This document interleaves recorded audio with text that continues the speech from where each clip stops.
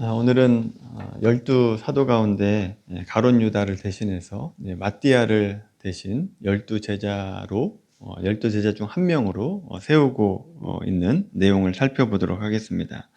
25절 말씀을 보시면 가룟 유다를 가리켜서 이렇게 말씀해요. 유다는 이 직무를 버리고 제 것으로 갔다라고 말씀하고 있죠. 여기서 직무라고 하는 단어를 원어로 보면 자리라고 하는 뜻으로 바꿀 수 있습니다. 그래서 25절에 있는 직무라고 하는 단어가 두 번 나오게 되는데, 이 직무가 쓰인 곳에 자리라고 하는 단어를 써 넣어 보면 말이 자연스럽게 되는 것을 보게 되죠. 가룟 유다는 자기 자리를 버리고 자기가 가고 싶은 곳으로 갔다라고 표현하고 있습니다. 자, 그러면서 새로운 사도를 뽑게 되는데, 새로운 사도를 세울 때도 봉사와 및 사도의 자리를 대신할 자를 보여주시옵소서라고 대체할 수 있습니다. 가룟 유다가 떠난 자리를 대신해서 다른 사람으로 세우자라고 하는 말이죠. 여러분, 가룟 유다가 있어야 될 자리가 어디입니까? 원래 어디 자리에 있어야 됩니까? 예수님 제자의 자리, 그 자리를 지켰어야 됐다라고 하는 겁니다. 그러나 가룟 유다는 예수님의 제자 자리를 떠나서 자기가 가고 싶은 곳으로 갔습니다. 가룟 유다가 간 자리가 어디인지 마태복음 26장 말씀 한번 찾아보도록 하겠습니다. 마태복음 26장 14절 15절입니다. 신약성경 45페이지 마태복음 26장 14절 15절 말씀입니다. 같이 한 목소리로 읽겠습니다. 그때에 열둘 중에 하나인 가룟 유다라 하는 자가 대제사장들에게 가서 말하되 내가 예수를 너희에게 넘겨주리니 얼마나 주려느냐 하니 그들이 은 30을 달아 주거늘. 아멘. 가룟 유다는 예수님의 자리가 아니라 예수님을 파는 자리, 즉 돈을 얻는 자리로 가버렸다라고 하는 겁니다. 자기가 원하고 바라는 것으로 가버리고 말았습니다. 여러분, 이 세상을 보시면 자기가 가고 싶은 곳을 가는 것을 동경합니다. 그것이 자유다라고 말을 하죠. 그러나 가룟 유다가 자기가 가고 싶은 곳을 가서 얻은 것이 결국 뭐냐? 죽음이라고 하는 것을 마태복음 27장 3절부터 10절까지 보면 알게 되는데, 결국 목매어서 스스로 목숨을 끊는 자리에 가버리고 말았습니다. 여러분, 제자의 자리를 떠나서 자기가 가고 싶은 자리로 갔더니 영원한 멸망의 자리에 간 것을 보게 되는 것입니다. 그런 점에서 그리스도인은 자기가 가고 싶은 곳을 가는 사람들이 아닙니다. 자기가 원하는 곳을 가는 사람들이 아니라 우리는 하나님의 부르심을 받은 자, 사명받은 자이기 때문에 사명자는 하나님께서 가라고 한 길을 가는 자가 되어야 된다라고 하는 겁니다. 하나님께서 원하시는 자리, 그 자리가 우리의 자리가 되어야 된다라고 하는 거죠. 하나님이 가라는 길을 가지 않으면 잠깐은 좋아 보일 수 있고 잠깐은 행복할 수 있지만 그 길 끝은 결국 가룟 유다가 갔던 멸망의 자리라고 하는 것을 기억해야 된다라고 하는 거죠. 그리고 이 가룟 유다가 떠난 자리, 그 빈자리를 결국 누가 차지하게 되느냐? 오늘 본문으로 다시 돌아와 보시면 사도행전 1장 26절 말씀 보십시오. 1장 26절 말씀 같이 읽겠습니다. 시작. 제비 뽑아 마띠아를 얻으니 그가 11 사도의 수에 들어가니라. 아멘. 마띠아가 뽑혔습니다. 마띠아가 제자의 자리를 차지하게 됐다라고 하는 거죠. 여러분, 이 말씀에서 우리가 하나님 나라의 사역의 원리, 하나님 나라 일하심의 원리 하나를 발견하게 되는데, 하나님이 주신 자리를 떠나면 그 자리를 떠난 사람은 멸망의 길로 가게 되고 그 빈자리는 결국 다른 사람이 차지하게 된다라고 하는 것입니다. 따라서 하나님께서 맡겨주신 자리가 있다라고 하는 것은 여러분, 그것 자체가 은혜이고 복인 것이다 라고 하는 겁니다. 일할 수 있는 것 자체가 은혜라고 하는 것이죠. 그래서 우리가 하나님의 일을 하면서 이런 생각을 하시면 안 됩니다. 나 아니면 누가 이런 일을 할 수 있냐? 나니까 이 정도 하지 나 아니면 할 수 있는 사람이 없다. 하나님이 나 없으면 하나님 손해다. 이런 생각을 하지 않게 되길 바랍니다. 여러분, 이것은 교만한 마음입니다. 그리고 하나님이 어떤 분인지 모르고 하는 말이다라고 하는 것이죠. 하나님의 일은 언제나 감사의 마음으로 우리의 자리를 지키는 것, 그것이 복이고 우리에게 은혜라고 하는 것을 기억하면서 여러분 자리를 지켜나가시기를 바랍니다. 그런데 이 사탄은 어떻게 해서라도 우리의 자리를 떠나게 하려고 유혹을 합니다. 죄의 길로, 멸망의 길로, 이 사망의 길로 계속해서 끌고 가려고 우리를 유혹한다라고 하는 거죠. 예수님의 생애에서도 이런 일이 있지 않았습니까? 하나님의 자리를 주신 그 자리를 떠나게 하려고 유혹을 했습니다. 공생에 시작하기 전에 40일 금식기도 하시고 사탄의 유혹을 받으시죠. 시험을 받으십니다. 여러분, 그 시험도 자세히 보시면 예수님께서 지켜야 될 자리를 떠나게 하는 시험입니다. 하나님께서 있어야 될 자리, 하나님께서 주신 자리, 그 자리를 떠나게 하는 것이 사탄의 시험의 핵심이다라고 하는 것입니다. 예수님에게도 이런 시험이 있었다면 우리에게는 말할 것도 없죠. 우리에게도 늘 이런 시험이 있습니다. 영적인 싸움이 있죠. 우리의 자리를 지킬 것이냐, 그 자리를 떠나게 할 것이냐. 이런 치열한 영적인 싸움이 우리에게도 있습니다. 그래서 여러분, 사탄은 우리를 믿음의 자리, 예배의 자리, 기도의 자리, 헌신의 자리, 섬김의 자리를 떠나게 하려고 온갖 방법으로 유혹을 하고 시험한다라고 하는 거죠. 그 자리를 떠나는 것이 우리에게는 유익이 되는 것 같아 보입니다. 자유를 얻는 것 같아 보여요. 나에게 너무나 좋아 보입니다. 그러나 그 자리를 떠나면 결국 우리는 나락에 떨어진다라고 하는 겁니다. 그럼 사탄이 유혹할 때 처음에 나쁜 것으로 보이지 않게 유혹을 한다라고 하는 거죠. 좋아 보이게 치장을 해서 유혹을 합니다. 그래서 우리가 정신을 차려야만 그 유혹에 넘어가지 않을 수 있다라고 하는 것이죠. 여러분, 오늘 말씀을 통해서 우리 자신을 한번 돌아보시길 바랍니다. 나는 하나님께서 나에게 주신 자리를 잘 지키고 있는가? 내 자리를 지키고 있는가? 우리가 마땅히 지켜야 될 예배의 자리, 하나님과 깊이 교제하는 기도의 자리, 내가 구원받은 것이 너무나 감사해서 하나님께 드리는 헌신의 자리, 또 주님과 한 몸으로 묶어주신 성도들을 사랑으로 섬기는 이 섬김의 자리, 또 여러분 각자에게 주어진 여러분 사회에서 주어진 여러분의 각자의 자리가 있지 않습니까? 여러분 그 자리를 잘 지키고 있는가? 여러분 스스로를 한번 돌아보시고 내 자리가 어디이고 또 내가 무엇을 하는 것이 나의 본연의 자리인가? 라고 하는 기억하시고 여러분 자리를 잘 지켜 나가시길 바랍니다. 혹시 여러분 가운데 내가 내 길에서 떠나 있다 라고 한다면 오늘 말씀을 통해서 다시 한번 여러분 자리를 회복하게 되기를 주님의 이름으로 간절히 바랍니다.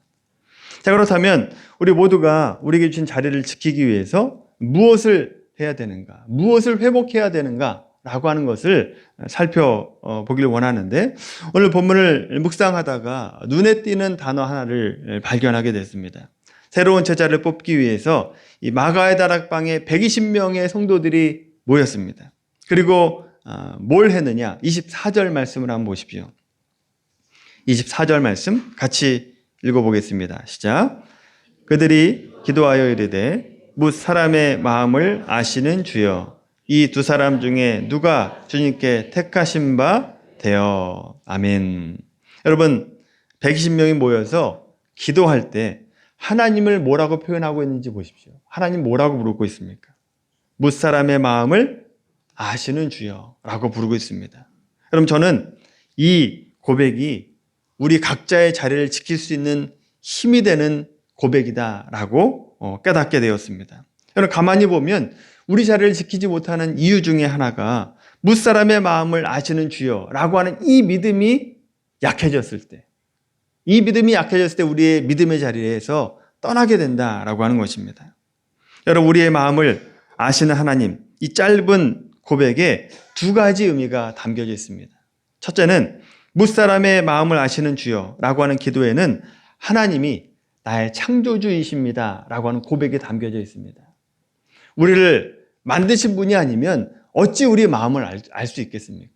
나도 잘 모르는 내 마음을 하나님은 아신다. 왜냐? 창조주이시기 때문에 그렇다라고 하는 것이죠. 다윗도 이런 고백을 합니다. 시편 139편 말씀 한번 찾아보겠습니다. 시편 139편 말씀입니다. 구약성경 903페이지. 시편 139편 1절에서 6절까지 말씀입니다. 903페이지 139편 1절에서 6절까지 말씀. 같이 한 목소리로 읽겠습니다. 여호와여, 주께서 나를 살펴보셨으므로 나를 아시나이다. 주께서 내가 앉고 일어섬을 아시고 멀리서도 나의 생각을 밝히 아시오며 나의 모든 길과 내가 눕는 것을 살펴보셨으므로 나의 모든 행위를 익히 아시오니 여호와여, 내 혀의 말을 알지 못하시는 것이 하나도 없으시니이다. 주께서 나의 앞들을 둘러싸시고 내게 안수하셨나이다. 이 지식이 내게 너무 기이하니 높아서 내가 능히 미치지 못하나이다. 아멘.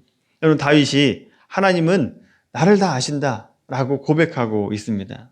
이 다윗이 고백한 하나님은 나의 생각까지도 다 밝히 아시는 하나님이시다라고 고백하고 있죠. 내가 말하지 않아도 저 깊은 곳에 묻어둔 내 말도 아시는 분이 하나님이시다라고 하는 거죠. 또 내 모든 길을 아시고 내 행위도 다 아신다라고 고백하고 있죠. 하나님이 나에 대해서 잘 아시는 분인데 우리가 어떻게 우리가 있어야 될 자리에서 떠날 수 있겠습니까? 나를 아시는 분이신데 어떻게 내게 주신 그 사명을 떠날 수 있느냐라고 하는 거지. 심지어 고난이 온다 할지라도 하나님은 나의 아픔과 연약함을 아시기 때문에 피할 길을 주실 수 있는 하나님이십니다. 그래서 하나님께 붙들려 매어져 있어야 된다라고 하는 것이죠. 하나님은 고난을 통해서 우리를 정금같이 만드실 수 있는 하나님이십니다. 힘든 길이지만 자리를 떠나지 않고 묵묵히 지킬 수 있는 힘이 어디서 나오느냐? 하나님 나를 아시기 때문에 나에게 피할 길을 주시고 어려움을 아시기 때문에 나에게 도움의 손길을 주실 것이다 라고 한 믿음이 있기 때문에 고난 가운데서도 소망을 가질 수 있다라고 하는 것입니다. 욥을 생각을 해보십시오. 욥이 재산도 잃고 자녀도 잃고 건강까지도 잃었습니다. 이 엄청난 고난 가운데 욥이 뭐라고 고백하고 있느냐? 욥기 말씀 한번 찾아보겠습니다. 욥기 23장 말씀입니다.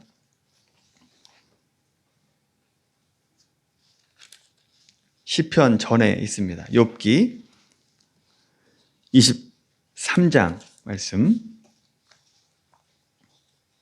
욥기 23장 10절에서 14절까지 말씀입니다. 구약성경 784페이지입니다. 욥기 23장 10절에서 14절 말씀 같이 읽겠습니다.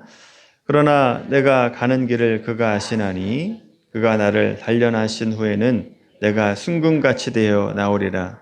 내 발이 그의 걸음을 바로 따랐으며 내가 그의 길을 지켜 치우치지 아니하였고 내가 그의 입술의 명령을 어기지 아니하고 정한 음식보다 그의 입의 말씀을 기이 여겼도다.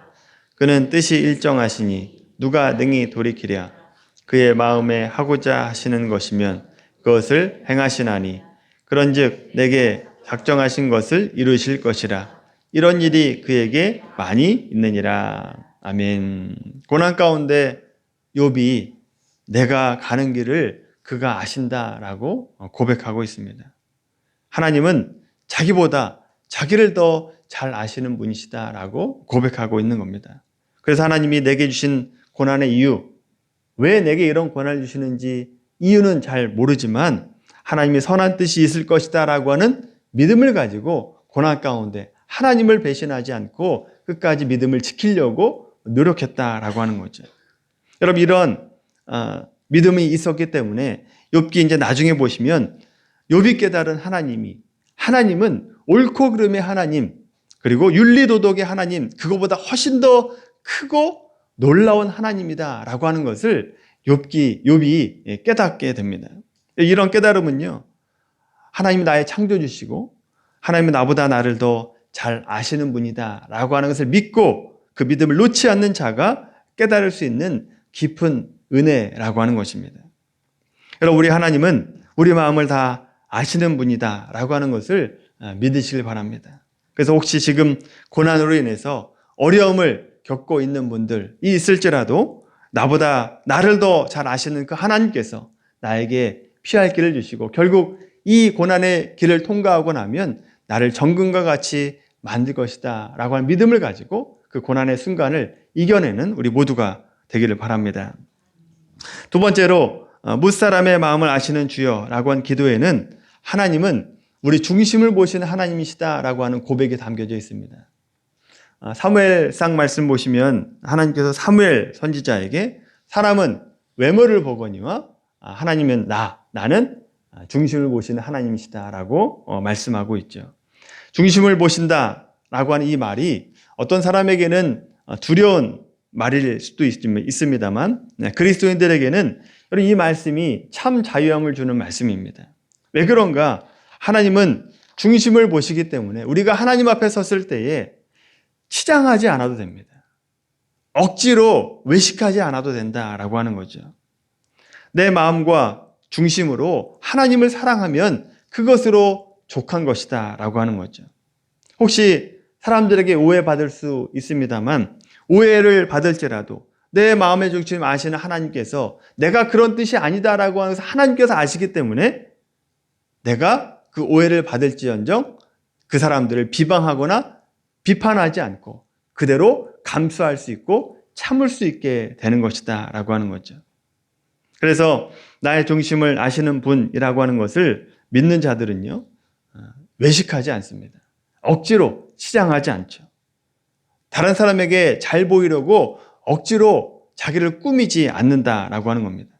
그렇다고 남에게 피해를 주거나 혐오감을 줘도 된다 그런 뜻은 아니기 때문에 잘 이해해 주시길 바랍니다. 그런데 반대로 여러분 중심을 보신 하나님을 무시하고 사람에게 잘 보이려고 하는 신앙을 가지게 되면 어떻게 되는가? 여러분 사람을 의식하면요 사람에게 잘 보이려고 자신을 치장합니다. 가면을 쓰고 다닌다라고 하는 거죠. 속은 아닌데 겉은 그럴싸하게 치장을 하게 되죠. 그러니까 겉과 속이 다른 신앙인이 되게 됩니다. 결국 외식하는 신앙이 되는 거죠. 여러분 가룟 유다도 보시면 자기의 길을 자기의 있어야 될 자리를 떠나고 각자의 길, 자기의 길을 간 이유도 보시면 여러 가지 이유가 있습니다만 결국 사람들의 눈을 의식했기 때문에 예수님의 자리를 떠나게 된 겁니다. 여러분 3년 가까이 주님을 따라다녔죠. 가룟 유다가 회계를 맡은 사람입니다. 그만큼 돈에 밝은 사람이었다라고 하는 겁니다. 3년을 따라다녔고 이제 예수님께서 예루살렘에 가시면 왕이 되면 내가 적어도 회계를 맡은 사람, 한 나라의 재정을 맡은 사람이 되지 않을까 이런 생각하지 않았겠습니까? 그런데 이 가룟 유다가 잘 들어보니까 예수님이 이상한 소리를 하는 겁니다. 예루살렘에 가시면 죽으시겠다는 겁니다. 나는 섬기려 왔다. 다른 사람을 섬기려고 왔다라고 말씀하고 있는 거죠. 이렇게 말씀을 하시니까 지극히 계산적이었던 가룟 유다가 끔찍하게 들렸던 거죠. 그러면 내가 드린 그 시간과 헌신은 뭐가 되는가? 아무것도 남아있지 않게 되는데 사람들이 나를 뭐라고 생각하겠는가? 이런 생각을 하게 되는 거죠. 하나님보다 사람의 눈을 의식하다 보니까 결국 있어야 될 자리를 떠나게 되고 돈을 쫓아서 가게 돼 버렸다라고 하는 것입니다. 중심을 보신 하나님을 놓치면 세상의 것들을 쫓아갈 수밖에 없게 되는 것입니다. 그런 점에서 우리가 섬기는 하나님은 우리의 중심을 보시는 하나님이라고 하는 것이 얼마나 큰 위로이고 축복인지 모릅니다. 여러분 나름대로 열심을 내고 또 특별히 한 영혼을 구원하기 위해서 애를 쓰고 노력하고 섬기고 사랑하는데도 불구하고 결과적으로 아무것도 보이지 않는 그런 현실을 보면서 얼마나 마음이 안타깝습니까? 기도에도 별로 응답이 없고 헌신하고 충성한 것에 대한 결실이 보이지 않습니다.